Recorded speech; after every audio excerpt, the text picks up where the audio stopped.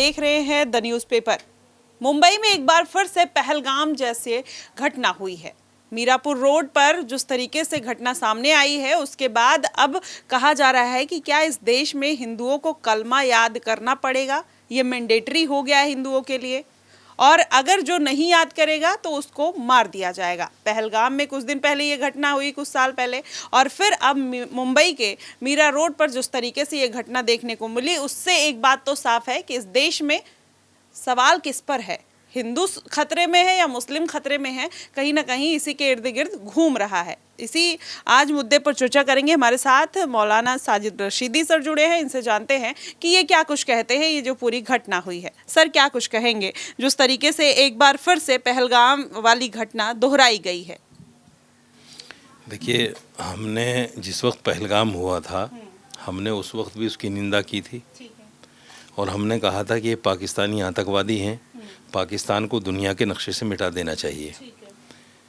मुंबई की घटना को लेकर भी मेरा ये कहना है कि असल तो मैं उसको मुसलमान नहीं मानता। मुसलमान इसलिए नहीं मानता, एक बेसिक सिद्धांत है इस्लाम का कि कुरान जो कहेगा वो मुसलमान को मानना पड़ेगा। जो मोहम्मद साहब की वाणी है, जिसको हम हदीस कहते हैं, उसको अगर मुसलमान मानेगा तो मुसलमान कहलाएगा। उसके अलावा अगर कोई अपनी मर्ज़ी से कोई काम करता है, अपनी सोच से कोई काम करता है, तो वो मुसलमान नहीं है। तो मुसलमान है या नहीं? जो जिस जुबैर ने मारा है, जुबैर अंसारी ने राम कुमार मिश्रा को, वो मुसलमान है या नहीं है? बिल्कुल नहीं मानता उसको मैं मुसलमान। इसलिए नहीं मानता, मैंने बताया आपको कि बुनियादी सिद्धांत से हटकर जो काम करेगा उसको नहीं माना जाएगा। इस्लाम में, कुरान में, हदीस में कहीं नहीं लिखा है कि जो आदमी कलमा ना पढ़ सके उसको मार दो। ऐसा कहीं भी नहीं लिखा है। अच्छा। मैं चैलेंज कर रहा हूँ आपके चैनल पे, अगर कोई दिखा दे ऐसा कि जो कलमा ना पढ़े उसको मार दो, फिर तो ये पहलगाम में इतनी बड़ी घटना कैसे हो गई? मुंबई में फिर वही घटना कैसे हो गई? वो कौन से मुसलमान है, वो कौन से? सुनिए तो, बहुत सारे मुसलमान आपको ऐसे मिल जाएंगे जिनको कलमा याद नहीं, तो फिर क्या उनको भी मारेंगे आप? 5 टाइम नमाज में तो कलमा पढ़ाया ही जाता होगा। 5 टाइम नमाज सारे मुसलमान थोड़ी पढ़ रहे हैं। सारे मुसलमान कहाँ पढ़ रहे हैं? मतलब जो भारत में सारे मुसलमान पढ़ते हैं या नहीं पढ़ते हैं? सारे मुसलमान नहीं पढ़ते।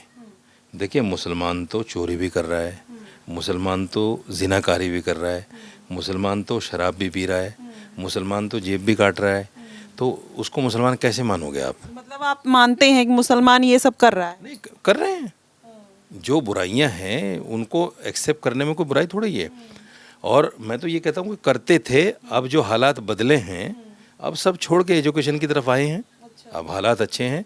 क्रेडिट किसको देना चाहेंगे जो हालात बदले? इसीलिए 52-53 जो यूपीएससी में लोग पास हुए हैं मुसलमान लड़के और लड़कियां, ये उसी का नतीजा है कि आज जो है मुसलमान एजुकेशन की तरफ जा रहा है।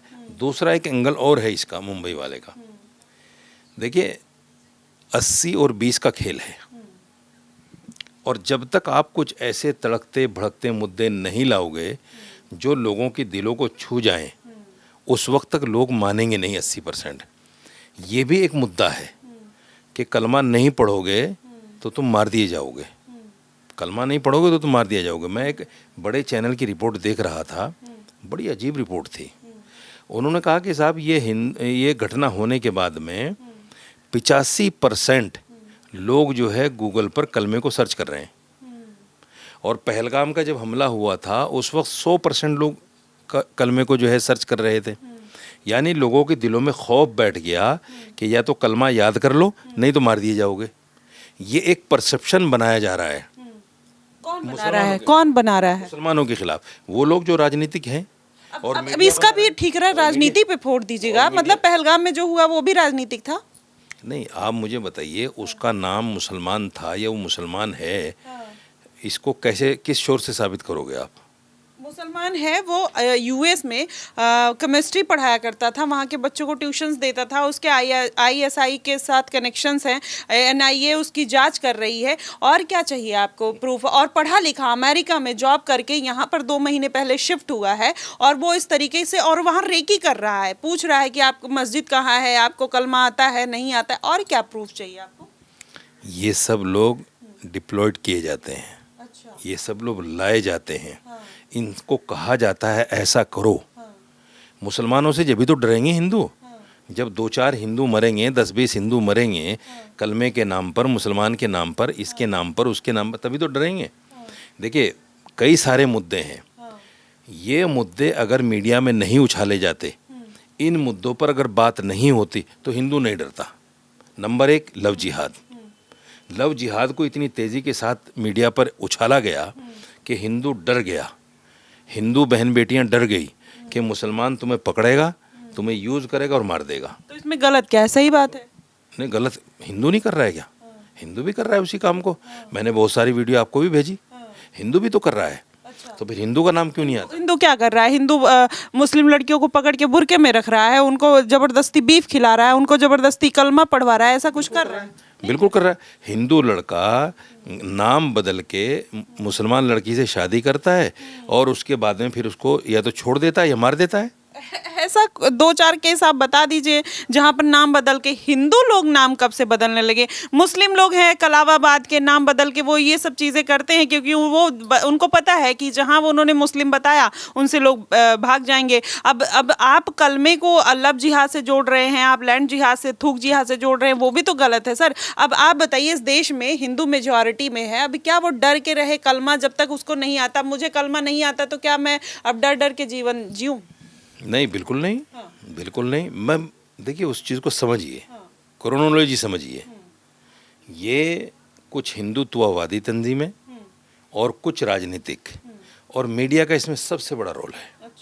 लव जिहाद, पॉपुलेशन का मामला, मुगलों को क्रूर और हत्यारा बताना, लैंड जिहाद, गाय रक्षा के नाम पर मुसलमानों की मॉब लिंचिंग, वोट जिहाद जैसी बातें करना, कारपोरेट जिहाद जैसी बातें करना और ये कहना कि सरकारी योजनाओं का फ़ायदा मुसलमान सबसे ज़्यादा उठा रहा है। ये सब मीडिया ने जो इस परसेप्शन को, इन चीज़ों को बढ़ाया है, उससे कहीं ना कहीं हिंदुओं के दिल में खौफ पैदा हुआ, डर पैदा हुआ कि ये तो सारा मुसलमान कर रहा है और करेगा, और मुसलमान की कहीं पॉपुलेशन, कहीं आबादी बढ़ गई। जब वो 20% होते हुए ऐसा कर रहा है, अगर ये 40% और 50% हो गए तो ये तो जीने नहीं देंगे तुम्हें। वो एक खौफ जानबूझकर हिंदुओं में बिठाया गया है, हालांकि ऐसा बिल्कुल भी नहीं है। अच्छा, आपके हिसाब से लव जिहाद होता है? बिल्कुल नहीं होता। लैंड जिहाद होता है? नहीं होता। थूक जिहाद होता है? नहीं होता। कॉर्पोरेट जिहाद होता बिल्कुल नहीं होता। है? कलमा पढ़वाया जाता है जबरदस्ती? बिल्कुल नहीं होता। जबरदस्ती बीफ खिलाया जाता है? जय श्री राम का नारा नहीं लगवाया जाता जबरदस्ती? किसको लगवाया? अल्लाह अकबर, अल्लाह अकबर कौन बुलवाता है जबरदस्ती? आप मुझे बताइए, सैकड़ों वीडियो आपको ऐसे ही मिल जाएंगी, मुसलमान दाढ़ी टोपी वालों को पकड़कर भारत माता की जय के नारे लगाओ। क्यों इस देश में रह रहे भारत माता की जय के नारे नहीं लगाएंगे? ये कौन सी वर्ड? इस देश में रहना और आप भारत माता की अब डिनाई। कलमा क्यों नहीं पढ़ना आपको? अच्छा, क्यों नहीं पढ़ना? इस देश में रह के कलमा पढ़ना ये कोई धार्मिक नारा तो नहीं? भारत माता इस देश के पूरी, आप इस देश में रह रहे हैं, खा रहे हैं, आप इसी देश में सब कुछ कर रहे हैं, आप कह रहे भारत माता की जय नहीं बोलेंगे, अरे वंदे मातरम नहीं बोलेंगे, ये क्या बात हुई? फिर ये कौन सा देश प्रेम है? भारत माता की जय। आप लोग मतलब माता नहीं मानते किसी को ना, यही बात है ना। आप धरती माता को भी माता नहीं मानते हैं, आप भारत माता को भी माता नहीं मानते हैं। क्या दिक्कत है भारत माता से? यही तो मीडिया है। नहीं, क्या दिक्कत है आप बताइए तो, भारत माता से क्या व्यूअर देखेंगे तो समझेंगे कि मीडिया क्या है। नहीं सर, आपकी वाणी को समझेंगे, आपकी बातों को समझेंगे, आपके भाव को समझेंगे, आपके चेहरे के एक्सप्रेशन को समझेंगे, फिर उनको पता चलेगा मीडिया है क्या। ठीक है, मैं आप जो बोल रहे हैं हम सब समझ रहे हैं, व्यूअरशिप जो है वो पूरे व्यूअर्स जो है वो समझ रहे हैं, लेकिन आप ये बताइए भारत माता की जय से प्रॉब्लम क्या है मुसलमानों में को? से आपको क्या प्रॉब्लम है? कलमे से हमें, आप लोग बोलिए, हमें कोई प्रॉब्लम नहीं है, लेकिन हम बोले। हाँ। आप कलमा बोलो, मैं भारत माता की जय बोल देता हूँ। भारत माता की जय और कलमा का कंपैरिजन क्या है? भारत माता पूरे देश, हाँ पूरे देश का नहीं, कंपैरिजन नहीं है, कंपैरिजन नहीं है। कोई धर्म देश से बड़ा हो सकता है क्या? देश बड़ा है या धर्म सर? फिर ये तो भारत माता की जय के, भारत माता की जय का नारा क्यों लगवा रहे हो? इसका देश से क्या लेना देना है इसका? देश, भारत माता की जय, भारत, पूरा भारत। भारत को आप क्या मानते हो? भारत को आप क्या मानते हो? संविधान में कहीं लिखा है नहीं। भारत माता की जय के नारे लगाओ? अच्छा, अपने देश का फंडामेंटल राइट्स में आपके लिए नहीं है क्या? ड्यूटीज में नहीं है क्या कि आप अपने देश के रिस्पेक्ट करें? अरे मैडम, जो संविधान में लिखा है वही भारत का फंडामेंटल है, वही फंडामेंटल है। भारत के फंडामेंटल में, भारत के संविधान में अगर कहीं लिखा हो कि भारत माता की जय का नारा लगाना अनिवार्य है तो मुझे दिखा दो आप, मैं भी लगाना शुरू कर दूंगा। दिखा दो आप मुझे।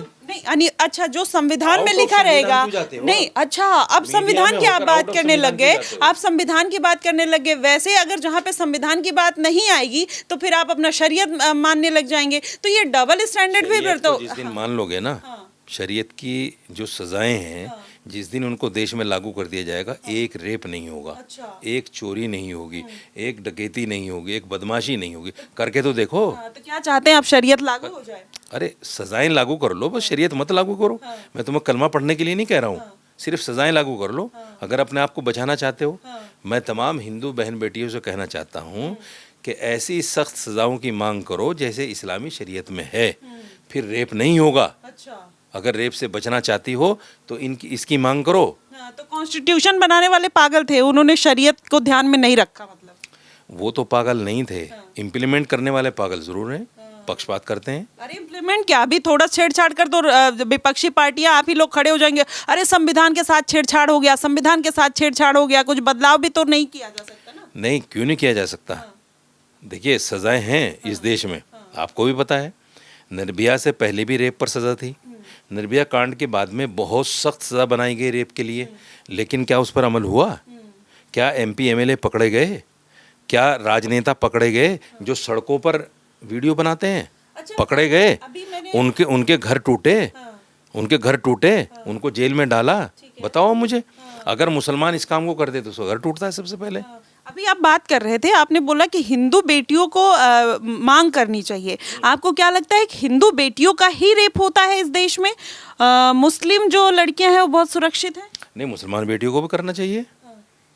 हिंदू नहीं बोला आपने हिंदू बेटियों को इसलिए कहता हूँ, मुसलमान बेटियां तो चाहती हैं कि ऐसा कानून हो जाए। हिंदू बेटियों को इसलिए कह रहा हूँ, देखिए औरत आज के वक्त में न मंदिर में सेफ है, न रोड पे सेफ है। आप देख रही हैं मस्जिद में सेफ है? मस्जिद में कोई कांड बता दो मुझे, मस्जिद मदरसे में बताओ। मदरसे में कितना हुआ है, कितना मदरसे में हुआ। अभी मैं एक करके आई थी, साले के साथ जीजा ने, मतलब मदरसे में वो मौलाना थे, मौलवी थे, उनको रेप किया और मार डाला, उसकी डेथ हो गई। 7 साल का बच्चा, उसकी डेथ हो गई। सर क्या बात कर रहे, मैं कवर करने गई थी ग्राउंड पे, और फिर बाद में डेड बॉडी गाड़ दी गई, फिर बाद में पता चला उसको फिर निकाला गया, पोस्टमार्टम हुआ, पता चला रेप हुआ उसके साथ। मदरसे का केस थोड़ा है जीजा साला वाला, मदरसे का ही है सर। सर हापुड़ नहीं, जो आप कह रहे हो कि आपने मंदिर का नाम फिर लिया, आप मदरसे भूल गए, आप मस्जिद, आप क्यों कर रहे हो सर? आप क्यों कर रहे हो मदरसों को बदनाम करने? आप मंदिर क्यों कर रहे हो? मंदिर को क्यों कर रहे हो? देखिए समझिए, डिफेंसिव बहुत हो जाती हैं आप। मेरे डिफेंसिव होने से नहीं सर, आप गलत बात मत किया करिए। आप ऐसा लगता है जब आप डिफेंसिव हो जाती हैं कि जैसे मैं आपके ऊपर सारे इल्जाम रख रहा हूँ। आप पर तो मैं बात ही नहीं कर रहा हूँ। तो भाई मेरे जो व्यूअर्स हैं, जो मेरे लोग हैं, जो मेरे दर्शक हैं, मैं उनका भी तो पक्ष रखूंगी ना सर, ऐसा थोड़ी ना है। आपसे ये कहते हैं कि आप गलत बात पे बिल्कुल, हाँ बिल्कुल, गलत बात पे हाँ नहीं कहते, बिल्कुल नहीं होना है गलत बात पे। अगर मैं आपसे सवाल नहीं पूछूंगी, जो आप जवाब दे रहे हैं उल्टा सीधा, तो वो करेक्ट करना भी तो हमेशा आप ही की तरफ है। आप ठीक है, नहीं आप बोलिए, मेरी तरफ ला ही नहीं रहे हो माइक। आज आप बोलिए। मैं जो बोल रहा हूँ बगैर माइक के बोल रहा हूँ। आज सारा टाइम माइक आपके पास है, पता नहीं क्यों आज। नहीं ठीक है। मैं सिर्फ ये कहना चाहता हूँ, जब तक मीडिया सही को सही नहीं दिखाएगा, गलत को गलत नहीं कहेगा, जब तक इस देश में सुधार हो ही नहीं सकता। क्योंकि सारा प्रोपगेंडा सोशल मीडिया और इलेक्ट्रॉनिक मीडिया की देन है। अच्छा। जो लोग टीवी नहीं देखते, जो लोग सोशल मीडिया नहीं देखते, उनसे आप पूछो, उनको पता ही नहीं देश में क्या हो रहा है। ये जो हवा फैलती है ये सारी मीडिया से फैलती है। और जब इस तरह के लोग पैदा हो जाएं कि अगर मंदिर की कुरीति को बाहर कर दिया जाए, वो फौरन मदरसे पे आ जाएं कि मदरसे में भी तो ऐसा होता है। अरे जस्टिफाई कर रहे हो आप मंदिर की बात को? आप मैं जस्टिफाई नहीं कर रही हूँ, मैं कह रही हूँ सब जगह आप सबका नाम लीजिए ना। आप एक जगह को करके आप उसको हाईलाइट अपनी तरफ ले लिया आपने। फिर मैं तो बोलूंगी सर, माइक लगा। पूरा तो करने दो मुझे, पूरा तो करने दो। आप ये कहिए कि मंदिर में जो हो रहा है हम इसकी घोर निंदा करते हैं, नहीं होना चाहिए, नहीं होना चाहिए। आपने एक बार नहीं बोला। चलिए, मंदिर में जो मंदिर में होता है उसकी ठीक है, जो मंदिर में होता है, जो मस्जिद में होता है, जो मदरसे में होता है, जो कहीं भी चर्च में होता है, अगर ऐसा कुछ होता है मैं उसकी घोर निंदा करती हूँ। मैं सबको एक साथ लेकर चलने की बात करती हूँ। मैं एक पर्टिकुलर, जैसा आपने एक मंदिर का केवल नाम लिया, मैं उसके लिए कभी आपको सपोर्ट नहीं करूंगी, ना मैं किसी को उसके लिए जस्टिफाई करूंगी। अच्छा, ये सारे बाबा जेल में क्यों हैं? सारे बाबा जेल में क्यों हैं? तो बड़े सारे मौलाना मौलवी भी जेल में हैं, सारे हाँ, जो चर्च वाले हैं वो भी जेल में। एक मौलवी का नाम बताओ जो रेप केस में हो, एक मौलवी का बताओ। अच्छा, ये आपके जो थे झिंगुर बाबा, उन्होंने क्या किया था? मौलवी है ही नहीं वो। तो थे ना, किससे मौलवी किससे है ही फिर आप मंदिर पे आ गए। आप सबको क्यों नहीं लेके चलते? आप चर्च की बात क्यों नहीं करते? आप मदरसे की बात क्यों नहीं करते? आप मस्जिद की बात क्यों नहीं करते? अपने ही घर में ही हलाला हो जाता है, आप उसकी बात क्यों नहीं करते हैं? जब मंदिर मस्जिद तो बहुत दूर की बात है, अपने परिवार में ही लोग सेफ नहीं है, उसकी बात क्यों नहीं मस्जिद का नाम बताओ। नहीं, बहुत सारे मस्जिद है सर। अब मैं सबका नाम, हापुड़ में मैं बोल रही हूँ, अलीगढ़ में मैं बोल रही हूँ, आप बहुत जगह पे मैं, अब अगर आपको बता दूं, संभल में मैं बता दूं, तो बहुत सारी ऐसी जगह है। झूठी कहानी बना के। आप देख लीजिए सर, अब आप देख लीजिए, मदरसे में बलात्कार, बच्चों के शोर में दब जाती है आवाज। देखिए ना, अब आप देखिए कहाँ पे हुआ है। यूपी के साहिबाबाद मदरसे में रविवार 22 अप्रैल की 11 साल की बच्ची के साथ रेप हुआ। क्या कहिएगा आप बताइए? अब आपके सामने ही है, देख लीजिए, देख लीजिए। बस फिर डिफेंसिव हो जाती हैं आप। अरे तो बोलिए ना। मैं ये कह रहा हूँ, आपके सहयोगी ने निकाल के दे दिया, अच्छी बात है, ठीक है, निकाल के दे दिया, सहयोगी ने मदद कर दी आपकी। लेकिन मैं ये कहना चाहता हूँ, मुझे अपनी बुराई को बुरा कहना है, आपको अपनी बुराई को बुरा कहना है। आप ये क्यों नहीं कहती कि मंदिर में जो हो रहा है गलत है, मंदिर में औरत सेफ नहीं, क्यों नहीं कहती आप?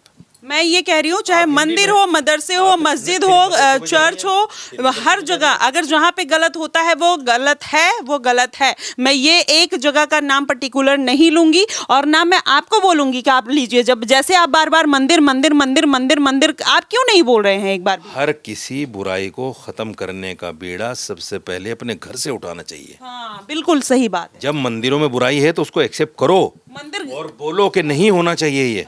मंदिर में औरत पूजा के लिए जाती है, मंदिर में बच्ची पूजा के लिए जाती है, आप रेप करोगे उसका?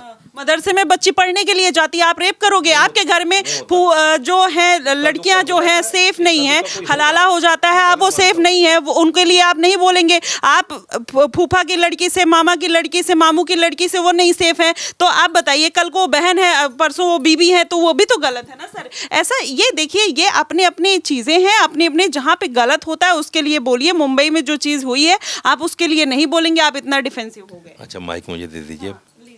इस्लाम में मामा की लड़की से शादी जायज़, फूफा की लड़की से शायद शादी जायज़, चाचा की लड़की से शादी जायज़, मौसी की लड़की से शादी जायज़। अगर हम कर रहे हैं तो क्या बुरा कर रहे हैं?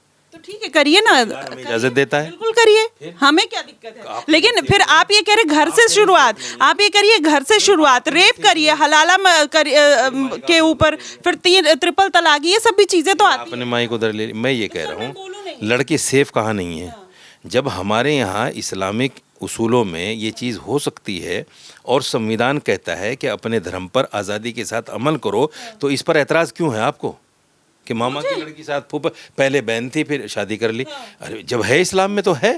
तो मतलब वो आप उससे एग्री तो करते है हैं ना। तो जो आपने ये बोला कि घर से शुरुआत करनी चाहिए, तो आप भी अपने घर से शुरुआत करिए। नहीं है ना, जिसको मेरा धर्म कह रहा है वो बुराई कहाँ से? हलाला बुराई नहीं है, हलाला होता ही नहीं। ट्रिपल तलाक बुराई नहीं है। हलाला जो आदमी करता है वो रेपिस्ट है, वो रेपिस्ट है। मैं कई बार इस बात को कह चुका हूँ। हलाला इस्लाम में कोई चीज़ है ही नहीं।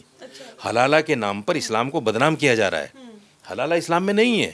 जो लोग हलाला करते हैं या कराते हैं वो रेपिस्ट हैं, उन पर रेपिस्ट होने की सजा होनी चाहिए, उनको जेल जाना चाहिए। मैं कह रहा हूँ आपके चैनल पे। चलिए, आप एग्री कर रहे हैं ये रेपिस्ट हैं। इस्लाम को बदनाम करना है। नहीं, मुझे कुछ नहीं बदनाम करना है, डिफेंसिव होना है, कहीं ना कहीं आपको कुछ ना कुछ कहना है। अच्छा ठीक है, मैं ये कह रही हूँ, सही इस्लाम को। ओके, मैं समझ रही हूँ। जो कलमा के नाम पर जिसको कलमा नहीं आता है वो इस देश में सुरक्षित है या नहीं है, आप इस पे बात करिए। बिल्कुल सुरक्षित है, और जो इस तरह की हरकत करता है उसको फांसी दे दो। मैं कह रहा हूँ उसको चौराहे पे खड़े होकर फांसी दो। जब इस्लाम में नहीं है तो इस्लाम को क्यों बदनाम कर रहे हो भाई? वो इस्लामिक है नहीं, उसका क्या नाम, अबू जुबैर अंसारी क्या है वो? इस्लाम में शराब हराम है, मुसलमान पी रहा है, तो आप क्या कहोगे इस्लाम गलत है? इस्लाम में रेप हराम है, मुसलमान रेप कर रहा है, तो आप क्या कहोगे इस्लाम खराब है? इस्लाम में लूटमार करना हराम है, तो आप क्या कहोगे अगर मुसलमान कर रहा है कि इस्लाम खराब है? अगर कोई आदमी मुसलमान होकर गलत काम कर रहा है तो इस्लाम का क्या लेने देना उसका भाई? इस्लाम को क्यों बदनाम करते हो आप लोग? नहीं, कलमा पढ़वाना क्या है सर? मैं कह रहा हूँ नहीं है वो इस्लाम में। अच्छा, इस्लाम में है ही नहीं। अभी कोई कुछ भी अच्छा आदमी, आप एक काम करो, मैं आपको हिंदी एडिशन एक कुरान देता हूँ, आप उसको पढ़ो, मुझे एक आयत लाके बता दो कि देखो ये लिखा हुआ है कि जो कलमा नहीं पढ़ेगा उसको मार दिया जाएगा, लाके बता दो मुझे, मैं चैलेंज कर रहा हूँ आपको। नहीं, ठीक है, अगर नहीं भी लिखा होगा तो लोग किस मानसिकता के साथ कर रहे हैं, आप ये बताइए। ये मानसिकता वो है जो जय श्री राम का नारा लगाकर मुसलमान को मार देते हैं। ये वो मानसिकता है। अच्छा, मुसलमान हिंदू को मार रहा है, हिंदू मुसलमान को मार रहा है, राजनीति चल रही है, आपकी रोटियां चल रही हैं, आपको टीआरपी मिल रही है, आपको लोग देख रहे हैं लाखों। तो हमने बोला टीआरपी के लिए कि जाके मार, मिलियन में चल रहे नहीं। जब तक आप इस पर इंटरव्यू नहीं करोगे, जब आप इस पर इंटरव्यू करोगे और ये कहोगे मुसलमान गलत कर रहा है, हिंदू पर बात नहीं करोगे। भाई इस देश में रह के मुसलमान अगर किसी को कलमा पढ़वा के मारता है, राजकुमार मिश्रा जो उनको नहीं पता होगा, मुझे नहीं पता है, हो सकता है कि मेरे साथ जितने हिंदू लोग बैठे हैं उनको भी कलमा नहीं, कल को मैं घूमने जाती हूँ, कोई आए मेरे सर पे बंदूक रख के ये बोल दे कि कलमा पढ़ के दिखाओ, मुझे नहीं याद है। आप जूता निकालना, उसके सर पे मारना।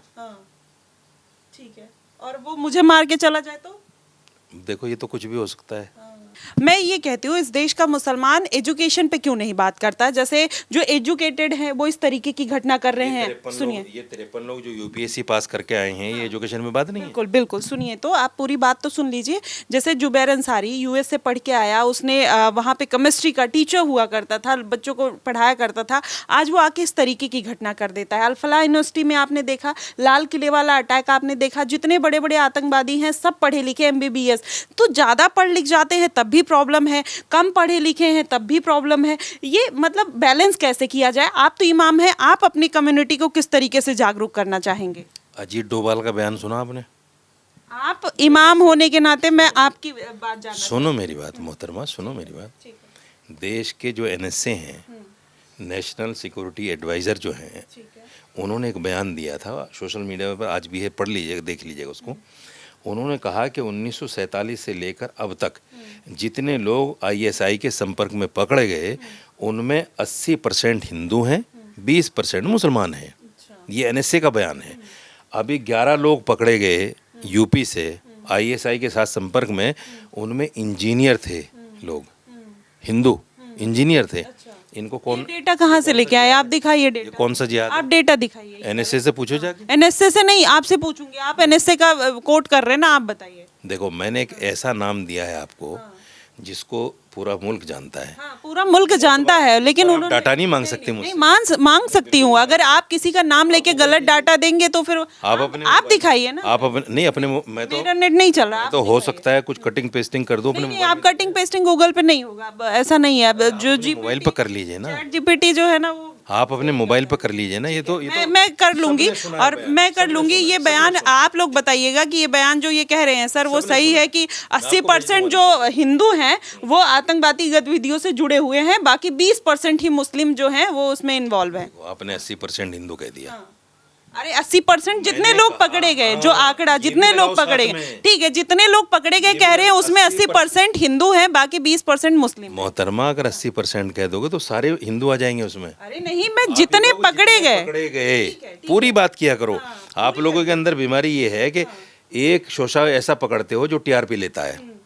आपने कह दिया 80% हिंदू। ठीक है, मैं आपसे एक लास्ट सवाल कर रही हूँ कि इमाम होने के नाते आप अपने कम्युनिटी को, अपने समुदाय के लोगों को, एजुकेशन से जो लोग जुड़ रहे हैं उसके बाद इस तरीके की गतिविधि में इन्वॉल्व होते हैं, जो नहीं पढ़ा लिखा है वो भी इसी गतिविधि में इन्वॉल्व है, तो मैनेज कैसे किया जाए? आप लोग कैसे उनको जागरूक करने का ट्राई करते हैं इमाम होने के नाते? देखिए, जो लोग ISI के संबंध में पकड़े जा रहे हैं, जो लोग इस तरह की हरकतों में पकड़े जा रहे हैं, वो लोग या तो साइको हैं कुछ उनमें, या वो पैसे के लालच में करते हैं, या तो साइको या पैसे के लालच, इन दोनों के अलावा कोई चीज़ नहीं। या फिर वो हनी ट्रैप में आते हैं।